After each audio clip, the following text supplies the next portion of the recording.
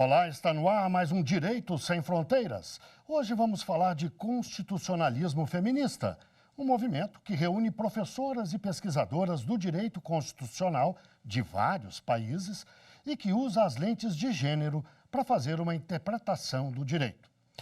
O objetivo é reverter a pequena participação das mulheres na teoria constitucional e nos espaços de poder que definem a Constituição. As lutas e os avanços conquistados pelas mulheres são contados como se fossem ondas. A primeira, de meados do século XIX até o início do século XX, foi marcada pela busca dos chamados direitos civis, por exemplo, o direito de votar e ser votada. Dos Estados Unidos e da Europa, o movimento demorou, mas chegou ao Brasil na década de 30 do século passado. Mais alguns anos e a rainha do lar da década de 50 viu chegarem os anos 60, 70 com mudanças econômicas e políticas importantes no mundo. Vieram a pílula anticoncepcional, ativistas e intelectuais como Beth Friedan e a sua amística feminina. E elas saíram às ruas, queimaram sutiãs e outros símbolos da objetificação feminina para demonstrar que queriam mais. Queriam liberdade sexual, a liberdade de ser mulher de forma completa, a ampliação de direitos no trabalho. Os anos 80 trouxeram a terceira onda, que ainda está aí. É a era da concretização de direitos formalmente conquistados, como a liberdade e a igualdade, mas também a da busca de direitos que abrangem a sociedade como um todo. As lideranças feministas falam de inclusão social e digital, de sustentabilidade do progresso com respeito ao meio ambiente, de direitos de minorias políticas e sociais. Dão destaque à tolerância, ao pluralismo, à resolução pacífica de conflitos. E para falar desse assunto, eu converso agora online com Christine Petter, professora e doutora em Direito Constitucional, membra efetiva da Associação Brasileira de Direito Processual Constitucional. Converso também com Cristina Neves, advogada, mestra em Direito Constitucional e Teoria Crítica em Direitos Humanos, presidente e cofundadora do grupo Elas Pedem Vista.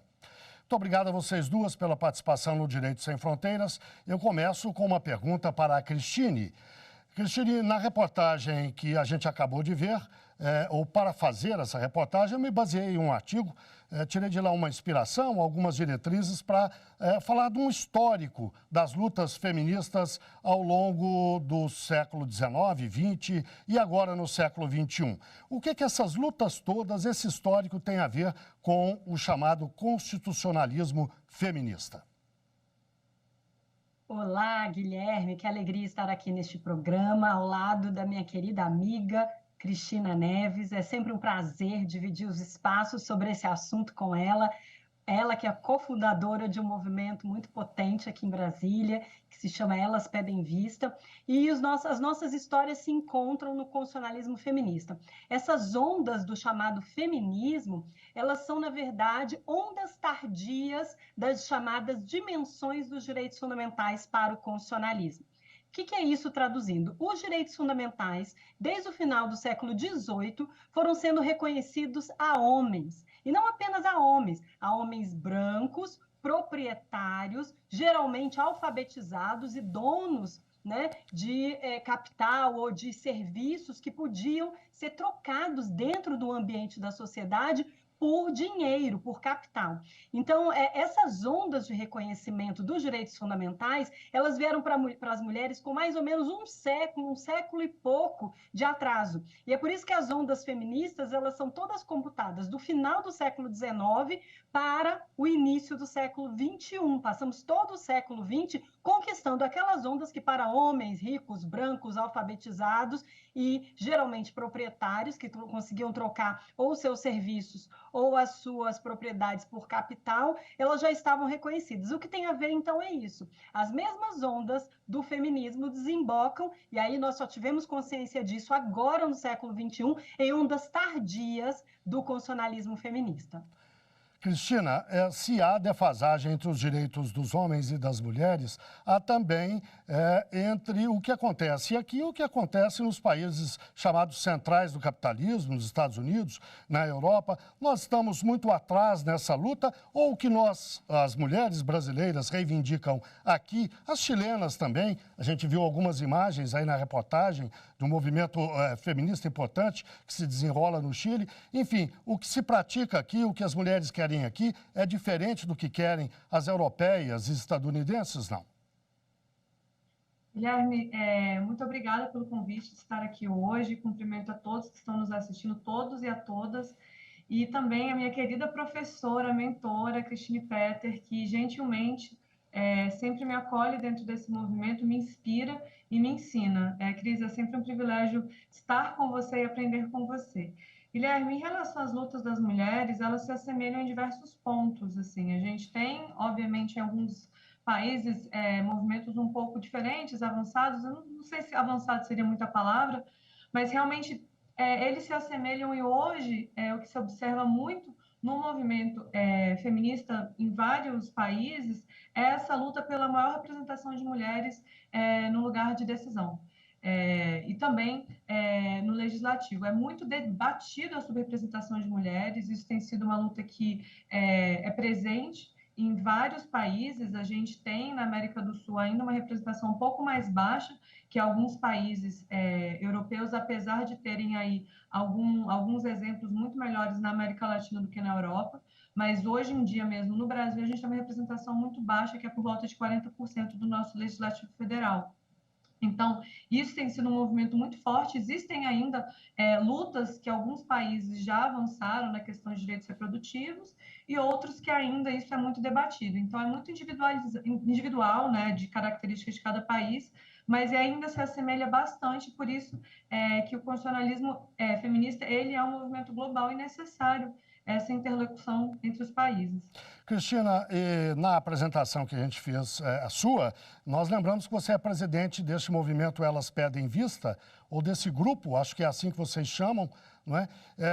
A Cristine fez referência ao fato de que você é cofundadora, presidenta do grupo. Eu lhe pergunto, qual é o papel exatamente desse grupo, que tipo de atividade vocês fazem e o que isso tem a ver com o constitucionalismo feminista? Guilherme, então, nós somos uma associação, Elas Pedem Vista, e o que essa associação se propõe hoje em dia é debater a maior presença das mulheres no direito. Então, seja na vida acadêmica, né, nas publicações, na participação de eventos, também seja dentro da atuação no judiciário, na advocacia, no Ministério Público, tanto na advocacia pública e privada. Então, hoje em dia, a gente observa, pelo menos eu falo aí do meu lugar como advogada, que hoje em dia a OAB, a maioria da composição da OAB é de mulheres, mas quando a gente observa, né, as referências da advocacia, os sócios dos escritórios, você observa que essa é uma presença muito mais masculina.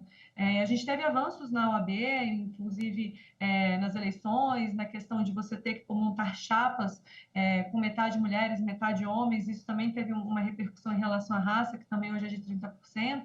Mas essa luta ela ainda é muito necessária esse papel subsidiário da mulher dentro do direito, seja na academia, seja no judiciário, seja na advocacia, seja no Ministério Público. Então, o que Elas Pedem Vista se propõe é esse fortalecimento das mulheres dentro do judiciário em qualquer área, enfim, que a gente atue, né? Então, o movimento se propõe a isso, fazer essa análise crítica, fazer seminários, fazer publicações. A gente tem uma coluna hoje em dia que só mulheres publicam, não porque a gente é um movimento contrário a homens, mas é para a gente fortalecer a necessidade das mulheres terem mais voz, né? Então, são alguns projetos que a gente desenvolve sempre com muito apoio e inspiração da professora Cristine.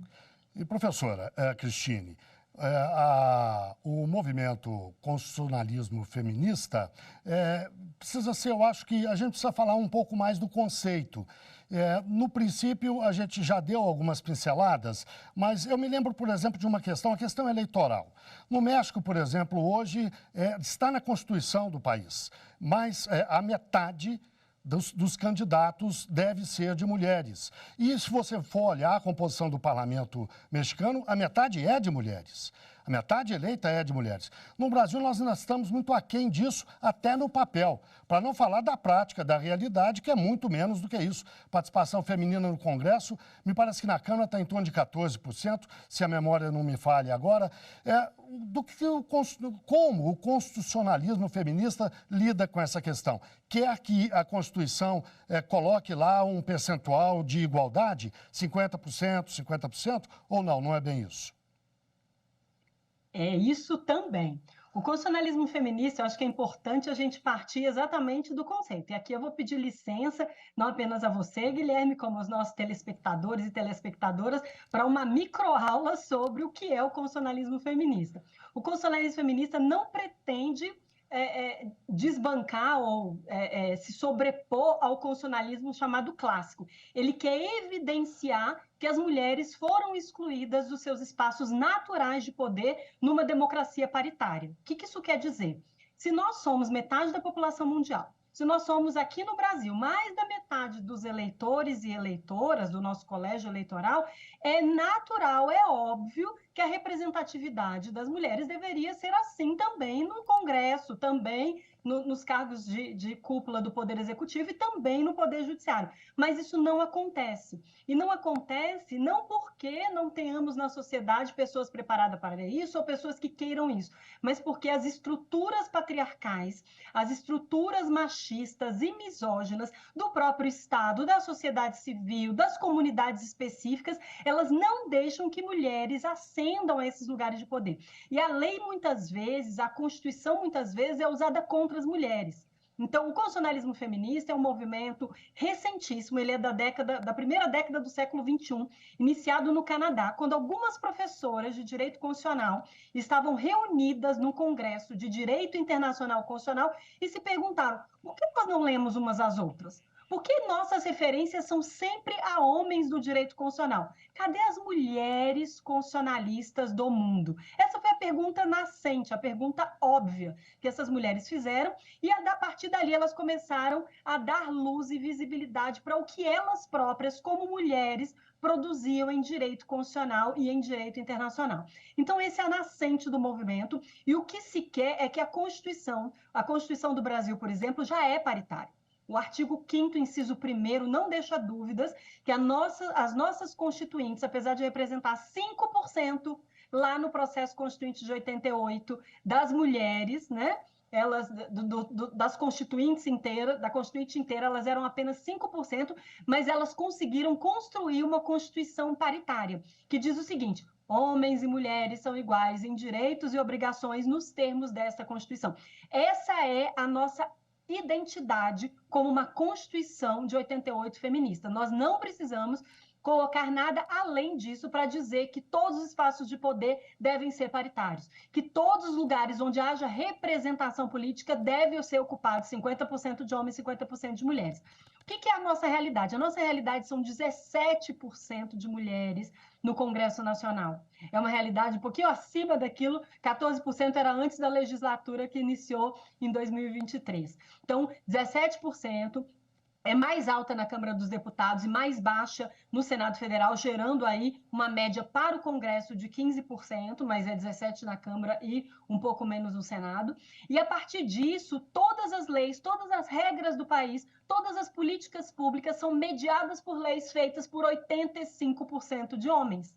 Então, com isso, a gente já leva um baque, ou seja, as leis, as políticas públicas que devem olhar para homens e mulheres em igualdade de condições, como manda a Constituição, são feitas por homens. Obviamente que eles não conseguem ter toda essa empatia para os problemas das mulheres, sejam eles de que ordem for, sejam da ordem dos direitos reprodutivos, seja da ordem do direito econômico, seja da ordem dos direitos sociais, seja da ordem dos direitos de família. Então, o constitucionalismo feminista ele vem para tentar propor um equilíbrio. Primeiro como movimento acadêmico, depois como movimento social e, por fim, o que nós esperamos, um movimento de Estado, que os próprios donos de poder entendam que tem que sair das cadeiras para as mulheres sentarem.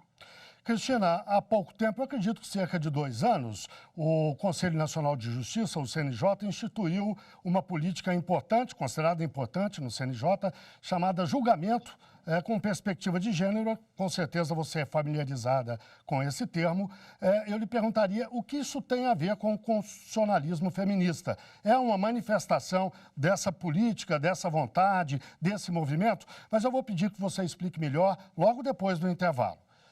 O Direito Sem Fronteiras, portanto, faz uma breve pausa e volta já já.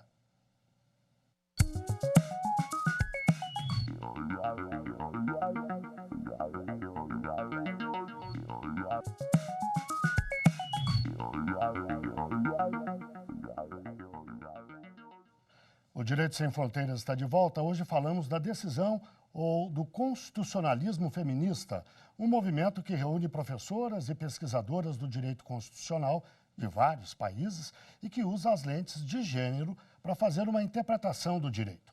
As nossas convidadas são Cristine Petter, professora e doutora em Direito Constitucional, mestra em Direito, membro efetiva da Associação Brasileira de Direito Processual Constitucional. E também Cristina Neves, advogada, mestra em Direito Constitucional e Teoria Crítica em Direitos Humanos, presidenta e cofundadora do grupo Elas Pedem Vista.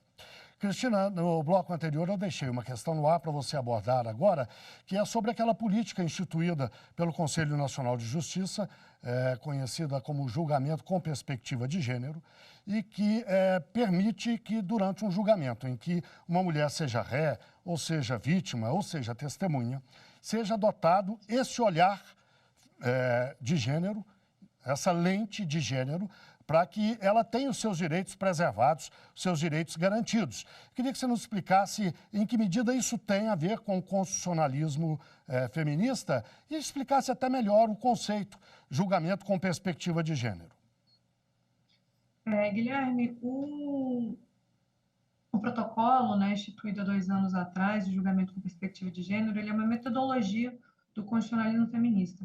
E ele traz essa visão, né, essa efetivação do artigo 5º, inciso 1º da Constituição Federal e o reconhecimento dessa desigualdade estrutural relativa ao gênero. Então, esse protocolo, ele traz essa lente dessa desigualdade, dessa atenção relativa ao gênero. Então, esse olhar que o constitucionalismo feminista traz, que a gente aborda, né, muito bem colocado pela professora Cristine, quanto esse olhar com esse filtro de gênero, ele hoje é aplicado aos julgamentos nos tribunais. E esse ano, inclusive, o CNJ apresentou uma resolução determinando a obrigatoriedade de aplicação desse protocolo nos julgamentos. Então, o que se espera é que, através do judiciário, se dê atenção à questão da desigualdade de gênero e se atente a ela, que se dê uma maior proteção e, assim, eu acho que uma efetivação quanto a essas questões vinculadas a essa desigualdade estrutural relativa ao gênero. O julgamento com perspectiva de gênero antes era uma recomendação e agora é uma obrigatoriedade, é isso que você disse, né? Isso. Cristine, num dos artigos que você escreveu sobre o constitucionalismo feminista e que foi publicado pelo site Conjur, você lembra lá o papel central, na sua opinião, que o Supremo tem nessas questões, na medida que é um tribunal constitucional, né? Queria que você falasse um pouco sobre isso, explicasse um pouco essa importância. Bom, em primeiro lugar, gostaria de ressaltar, pegando aí o gancho do protocolo com perspectiva de gênero, como foi importante para o nosso país e para o judiciário brasileiro ter esse protocolo. O CNJ começa, né, com uma recomendação, esse ano passa a ser uma resolução, que é um ato normativo vinculante, e traz para o bojo do Poder Judiciário homens e mulheres, né, que estão no Poder Judiciário como magistrados, como servidores e servidoras, como funções auxiliares à justiça, ou seja, trouxe essa obrigação de pelo menos tentar entender como que o direito constitucional neutro, aquele clássico de que falávamos no final do século XIX, ele tinha gênero e o gênero era o masculino. Toda vez que falamos em direito constitucional neutro, direito constitucional clássico, nós estamos falando num direito constitucional que, ao se pretender neutro ou sem lado, tem um lado que é o lado do homem. Por quê? Porque a representatividade de poder ao longo dos últimos 2 séculos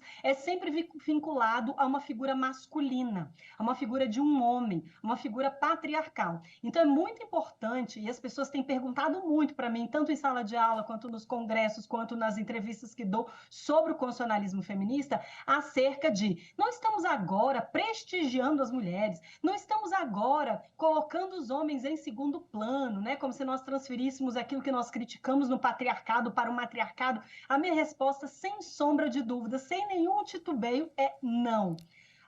O protocolo com perspectiva de gênero vem a mostrar que, além do gênero masculino, existe o gênero feminino e existe um recorte imenso de interseccionalidades que envolvem não apenas a perspectiva da identidade de gênero, como também a orientação sexual, como também a raça, como também a classe econômica, como também as perspectivas da intelectualidade e formação cultural. Então, nós estamos diante de uma miríade de possibilidades que vão passar a ser através de um princípio novo que nós estamos debatendo no Supremo Tribunal Federal, chamado proporcionalidade em sentido concreto. Nós já discutimos na teoria constitucional a proporcionalidade em sentido abstrato, agora nós estamos discutindo em sentido concreto, que é quais são os impactos dessa decisão judicial para a vida das mulheres, para a vida das mulheres negras, para a vida das mulheres pobres, para a vida das mulheres de outras etnias, de outras nacionalidades, de formação intelectual precária.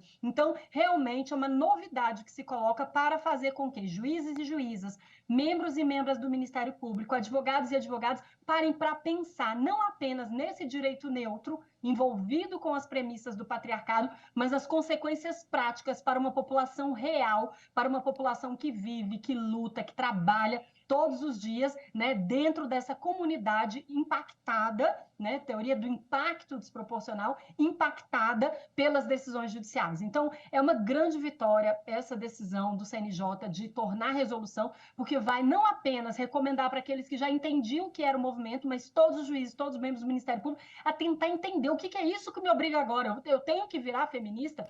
Na verdade, como dizia Chimamanda Ngozi, né, todos nós somos feministas, mas às vezes não sabemos. Cristina, a ministra Carmen Lúcia, quando presidente do Supremo, se bateu muito pela questão da ocupação dos espaços de poder pelas mulheres, inclusive nos tribunais, seja como servidora, seja como magistrada, seja como responsável por algum tribunal, como presidente de tribunal. Nós perdemos o contato provisoriamente com as nossas entrevistadas. Perdemos o contato com a Cristina, me informam. Cristine, eu estava dirigindo a pergunta à Cristina, mas dirijo a você. Com muita alegria. Então, eu dizia que eu falava sobre a ocupação dos espaços de poder pelas mulheres. A ministra Carmen Lúcia sempre se bateu por isso. Não só ela, evidentemente, a ministra Rosa Weber agora faz o mesmo. Aliás, é bom lembrar até que a ministra Rosa Weber está prestes a se aposentar agora, nesse segundo semestre, e vai deixar uma vaga no Supremo Tribunal Federal. Ela deveria, na sua opinião, ser ocupada obrigatoriamente por uma mulher? Há uma movimentação intensa em torno deste assunto no país.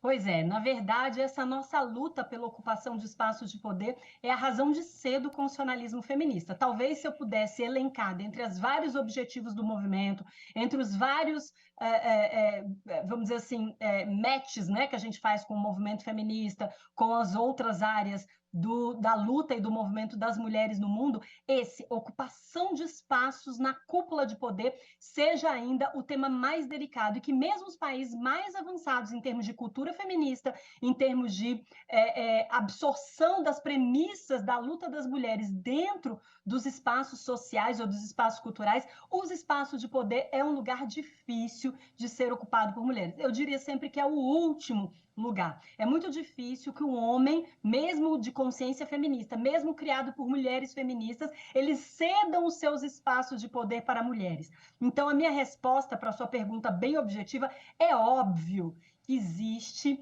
um movimento, uma vontade nacional de que a vaga da ministra Rosa Weber, por ser apenas 2, né, de 11 vagas, seja ocupada por uma mulher. É uma pena, né? Isso, inclusive, vai ser objeto de um grupo de extensão que eu estou fazendo junto aqui de uma universidade pública, de uma universidade privada aqui de Brasília. Nós vamos tentar mapear qual é a metodologia, o que dificulta e o que facilita o acesso de mulheres nas cúpulas de poder. Então, as vagas do Supremo Tribunal Federal e do Conselho Nacional de Justiça, as vagas de deputadas federais e de senadoras da República, as vagas de presidenta da República e de suas ministras. Como é que se chega a esses cargos? Precisamos colocar isso na mesa. Nós estamos num país republicano e precisamos saber como que as meninas, as mulheres que se interessam, que tenham vocação para a política, podem ascender a esses espaços.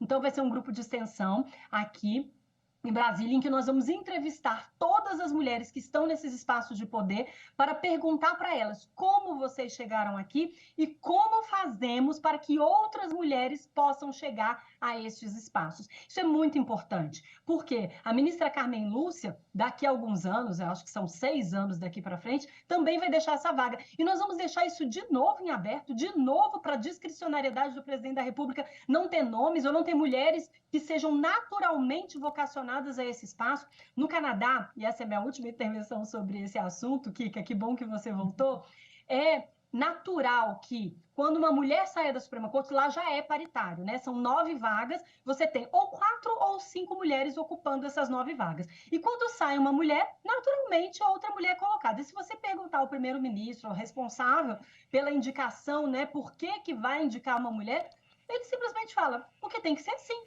Porque é natural que assim o seja, ou seja, não há dúvidas de que os espaços de poder de uma Suprema Corte no Canadá sejam ocupados por homens e mulheres em paridade de 50%. Como é um número ímpar, ele varia um pouco, né, de 4 para 5 vagas dentro disso. A última composição eram 5 mulheres e 4 homens. Agora tem que checar, né, saiu uma mulher esse ano, não me lembro se foi substituída por outra mulher, mas a minha intuição diz que sim. Cristine, eu vou aproveitar que a Cristina voltou, nós conseguimos colocá-la de novo no ar, para lhe fazer uma pergunta que tem que ser breve a sua resposta, porque na medida que tivemos esse problema técnico, a gente se atrapalhou um pouco com o tempo.